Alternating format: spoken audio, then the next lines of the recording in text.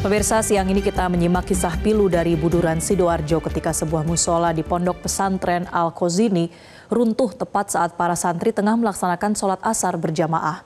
Bagi kita yang menyaksikan dari jauh, mungkin ini bukan sekedar berita kehancuran beton dan besi, karena di balik runtuhan itu ada nama anak dan harapan keluarga, serta ada kepercayaan bahwa institusi pendidikan harus menjadi ruang yang aman.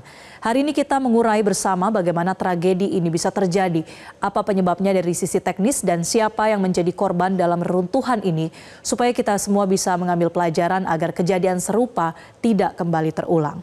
Kita lihat pemirsa, ambruknya musola Ponpes Al-Khozini Sidoarjo ini kronologinya terjadi pada Senin 29 September 2025 sekitar pukul 15 waktu Indonesia Barat. Saat itu ratusan santri tengah berkumpul di musola untuk melaksanakan sholat asar. Namun saat ibadah berlangsung tiba-tiba terdengar gemuruh. Musola yang pada saat itu masih dalam tahap pembangunan pun ini sedang menjalani proses pengecoran di lantai atas. Dan diduga tiang fondasi serta struktur penyangga dari musola tidak cukup kuat untuk menahan beban tambahan tersebut.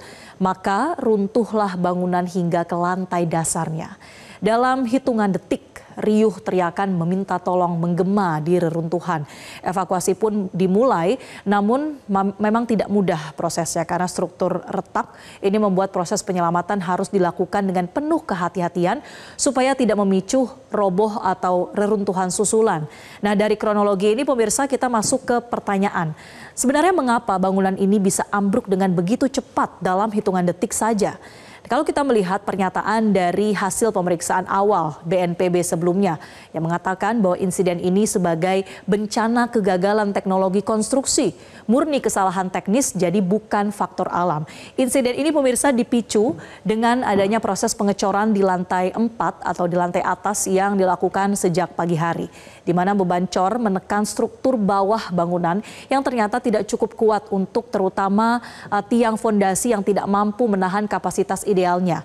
Nah, ada dugaan lain pemirsa yang menunjukkan bahwa fondasi awal dari bangunan ini lemah sehingga memperparah keadaan dan kerusakannya. Tidak hanya tahap konstruksi akhir, tetapi bahkan sejak perencanaan dan juga pelaksanaan pengawasan teknis mungkin tidak berjalan secara optimal. BNPB juga mengingatkan bahwa setiap bangunan bertingkat, ini apalagi fasilitas pendidikan, sebetulnya wajib menerapkan standar keselamatan konstruksi yang ketat dan juga pengawasan teknis yang menyeluruh agar tragedi serupa tidak terulang. Namun dampak paling nyata dari kegagalan konstruksi ini bukan hanya runtuhnya bangunan, melainkan jatuhnya korban jiwa di dalamnya. Kalau kita lihat pemirsa, berdasarkan update terkini, atau dari beberapa pengkinian data sebelumnya pemirsa, bahwa total ini korban 77 orang luka-luka dirawat di berbagai rumah sakit. Ada 34 di RSUD Sidoarjo dan juga 38 korban di rumah sakit Siti Hajar. Dan selain itu juga ada 4 korban lainnya yang dirawat di rumah sakit Delta Surya. Dengan duka mendalam, ada 3 korban meninggal dunia yang juga telah teridentifikasi. Mereka adalah Maulana Alvan Abrahim Mafik usianya 15 tahun, kemudian Muhammad Masyudul Haq 14 tahun asal Surabaya, dan juga Muhammad Soleh 22 tahun asal Bangka Belitung. Pemirsa, pencarian saat ini masih terus dilakukan, bahkan sudah ada progres atau update terbaru yang disampaikan dalam konferensi pers tadi bahwa upaya penyelamatan ini juga akan segera dilakukan. Laporan terbaru menyebutkan bahwa ada sekitar 38 orang pemirsa yang belum ditemukan dan diduga ini tertimbun reruntuhan. Dan pengkinian data dari pihak BNPB menyatakan bahwa 59 korban ini dinyatakan hilang. Bahkan ada 7 santri yang terdeteksi masih hidup dan sedang diupayakan evakuasinya oleh tim SAR. Operasi penyelamatan berlangsung tentunya dengan penuh risiko karena alat berat itu tidak serta-merta bisa digunakan secara langsung karena getaran berpotensi memicu reruntuhan susulan. Seperti disampaikan tadi oleh Kepala BNPB bahwa alat berat yang digunakan ini adalah khusus untuk bencana bangunan runtuh yang diduga di bawahnya ini terdapat korban manusia. Jadi bukan sembarang alat berat.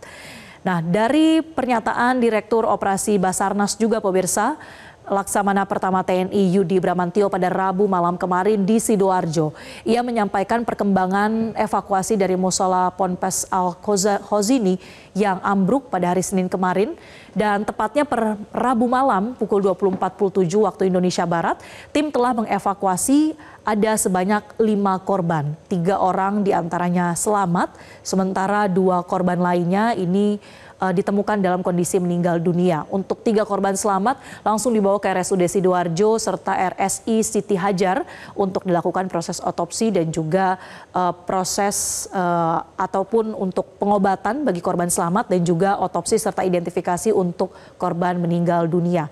Sehingga sampai dengan saat ini pemirsa sudah ada 5 korban meninggal dunia dan total yang dievakuasi oleh BNPB ini mencapai 18 orang. Dan pemirsa, Basarnas memastikan bahwa pencarian akan terus dilakukan hingga malam hari untuk memastikan tidak ada lagi korban yang tertimbun. Sementara tambahan informasi dari konferensi pers pada siang hari tadi bahwa total ada sebanyak 103 orang selamat dari ambruknya musola dan 59 orang dinyatakan hilang.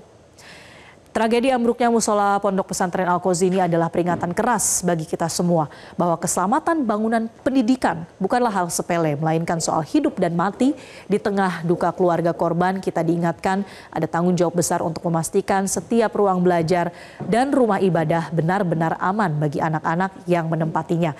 Semoga para korban yang meninggal dunia mendapatkan tempat terbaik dan yang terluka segera pulih dan ikhtiar penyelamatan bisa berjalan dengan lancar. Dan tragedi ini pun bisa membuka mata kita bahwa standar keselamatan adalah fondasi utama dari sebuah peradaban yang ingin maju. Jelajahi cara baru mendapatkan informasi. Download Metro TV Extend sekarang.